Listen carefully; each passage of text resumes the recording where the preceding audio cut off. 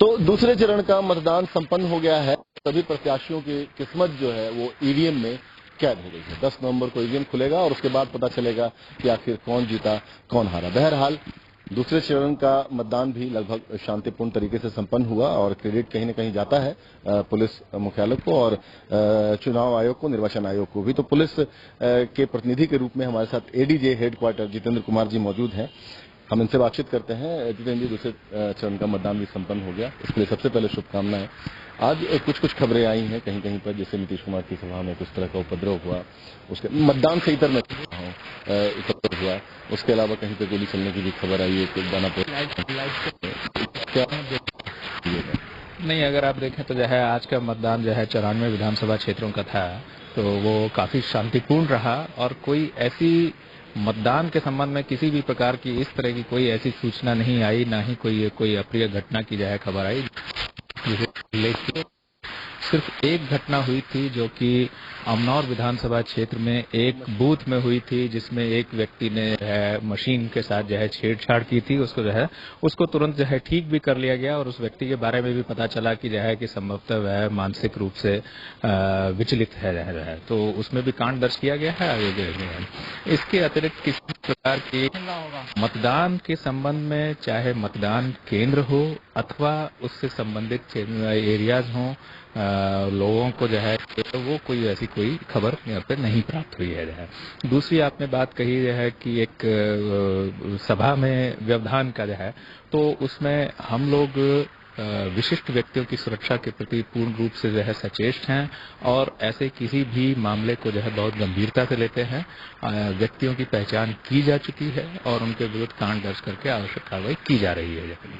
एक तेजस्वी यादव की सभा में भी आरजेडी का ये आरोप है कि समुचित सुरक्षा उन्हें नहीं दी जा रही है और तेजस्वी की सभा में भी भीड़ इतनी हो रही है कि बैरिकेडिंग तोड़कर लोग पहुंच जा रहे हैं, कोई हेलीकॉप्टर तक पहुंच जा रहा है।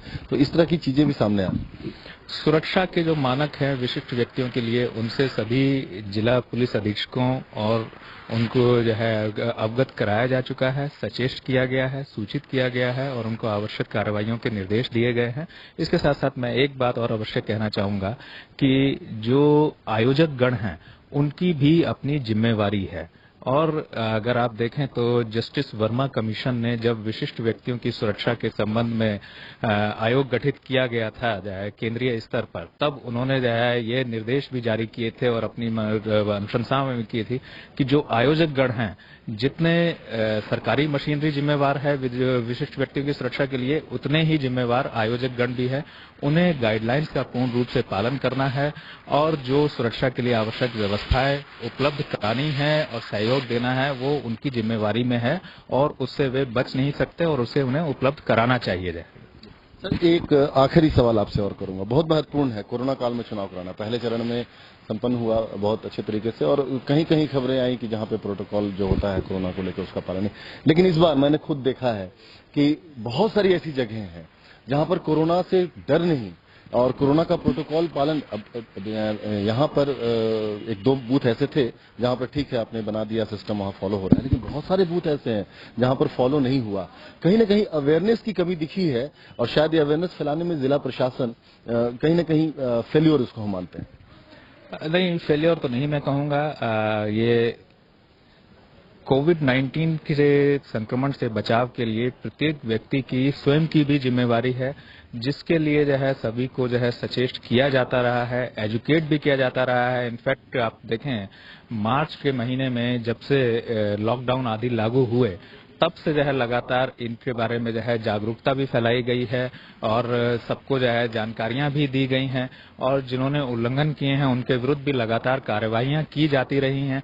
ये बेसिकली बहरहाल ये देखेगी क्योंकि इसमें कुछ ऐसी कार्रवाइयां होती हैं जो कि कुछ हद तक असुविधाजनक लगती है, तो इसलिए सामान्य सी बात है कि कुछ समय बाद जो है उससे संबंधित जो प्रतिबंध हैं वो ढिलाई होने लगती है।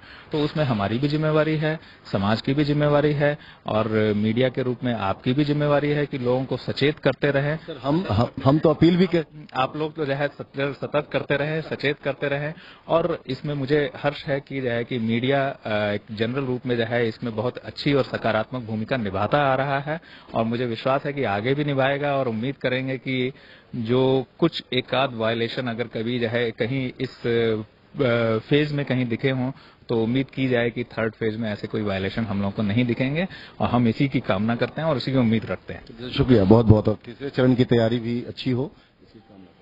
Thank you very much. Thank you. तो ये एडीजी हेडक्वार्टर जितेंद्र कुमार थे। दूसरे चरण का मतदान संपन्न हो चुका है और ईवीएम में किस्मत कैद हो चुकी है और साफ तौर पे कहना कि जिस तरह की जो तैयारी है उसकी, कहीं कोई तीसरे चरण में भी किसी तरह की कोई हिंसा या किसी तरह की कोई बातचीत नहीं होगी। कैमरामैन कृष्ण कुमार के साथ वेद प्रकाश, संवाद लाइव 7 पटना।